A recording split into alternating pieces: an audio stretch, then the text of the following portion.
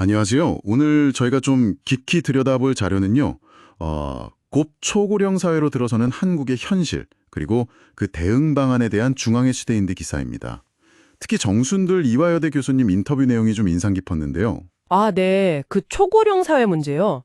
이제 정말 남의 일이 아니죠. 네, 65세 이상 인구가 이제 20%를 넘어서는 사회가 되면 어떤 문제들이 생기고 또 어떻게 해야 우리 모두 좀 부담을 덜면서 건강한 사회를 이어갈 수 있을지 그 통찰을 얻는 게 저희 목표입니다. 네, 중요한 시점입니다. 근데 시작부터 좀 재밌는 숫자가 나오더라고요. 9888234. 아, 그거요? 네네. 이게 요즘 어르신들 사이에서 99세까지 팔팔하게 살다가 이틀만 딱 앓고 사흘째 가는 거, 뭐 이런 소망을 담은 말이라면서요. 맞아요. 그 표현이 참 많은 걸 담고 있죠. 단순히 오래 사는 것 그 자체보다는 이제 건강하고 남한테 의지하지 않고 그런 노년을 바라는 마음이 아주 강하게 나타나는 것 같아요. 그렇죠. 그냥 오래만 사는 게 아니라 정말 팔팔하게 사는 것. 여기서부터 이야기를 좀 풀어가면 좋겠네요. 네, 좋습니다. 그 9988이라는 열망이 사실 초고령 사회가 안고 있는 아주 핵심적인 과제를 보여주는 거거든요. 핵심 과제라면 어떤 걸까요? 그러니까 단순히 고령 인구가 많아지는 게 문제가 아니라 만약 건강하지 못한 상태로 노년기가 길어지면 아시다시피 의료비나 돌봄 비용 부담이 엄청나게 커지잖아요. 아, 그렇죠. 비용 문제가 크죠. 네, 특히 지금처럼 저출산 기조가 계속되면 일할 사람은 줄어드는데 부양해야 할 분들은 많아지고 그러면 이제 한정된 자원으로 미래 세대한테 너무 큰 짐을 지우게 될 수 있다는 거죠. 그래서 뭔가 좀 지속 가능한 해법이 필요하다 이런 신호로 읽어야 합니다. 그래서 그 기사에서 정순들 교수님이 특히 사전 예방의 중요성을 그렇게 강조하셨군요. 맞습니다. 미리 예방하는 거요. 어르신들이 가능한 한 오랫동안 신체 기능을 좀 건강하게 유지하시도록 지원해서 나중에 발생할 수 있는 그 큰 돌봄 비용을 사전에 줄여보자는 거죠. 네. 실제로 요즘 어르신들 생각도 많이 바뀌어서 자녀에게 기대기보다는 좀 독립적인 생활을 더 원하시는 경향도 뚜렷하고요. 그렇죠. 그런 점에서 보면 노인 일자리 문제도 좀 다른 시각으로 볼 필요가 있어요. 아, 노인 일자리요.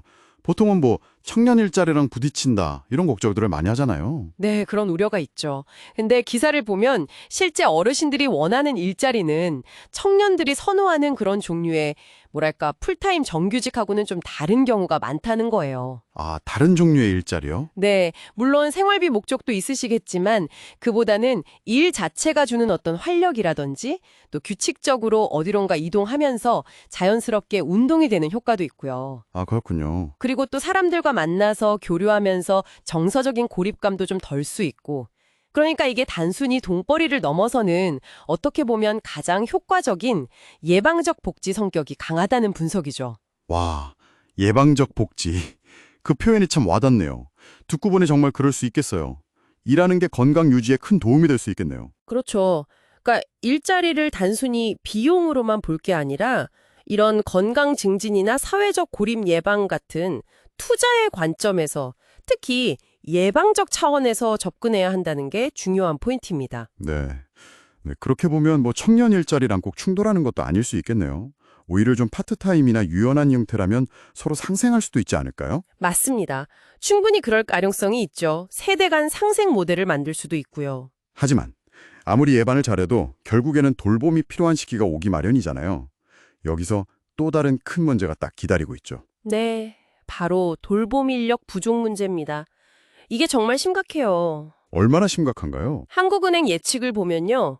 이 돌봄 서비스 수요 대비 공급 부족 인원이 2032년에는 한 71만 명 정도 부족할 거라고 보고요. 71만 명이요? 근데 이게 10년 더 지나서 2042년이 되면 최대 155만 명까지 벌어질 수 있다는 거예요. 155만. 거의 2배 이상 뛰네요. 상상하기가 좀 어려운데요. 네.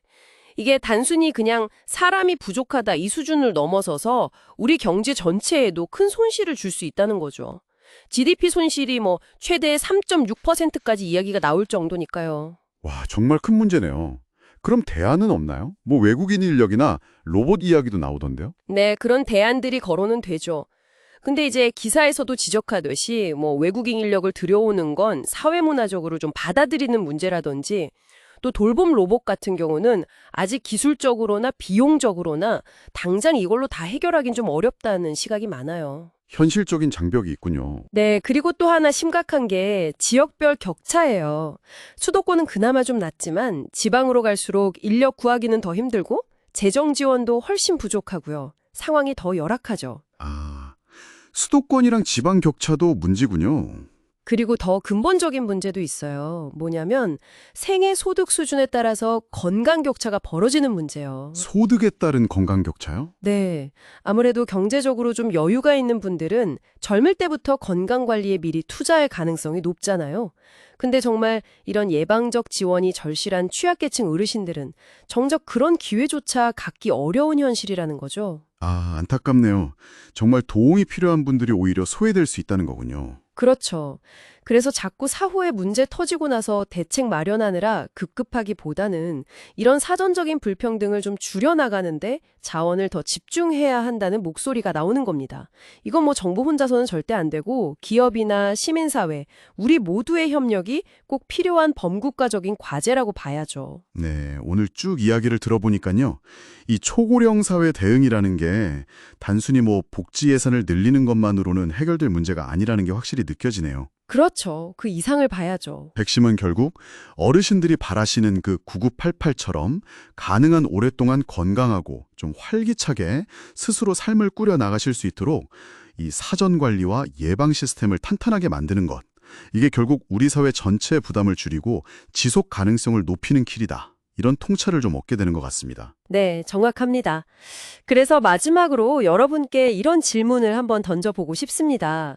아까 이야기 나눴듯이 고령층이 풀타임보다는 파트타임을 선호하고 또 일 자체에서 활력이나 어떤 사회적 연결을 찾는다는 점을 생각해 보면요. 네네.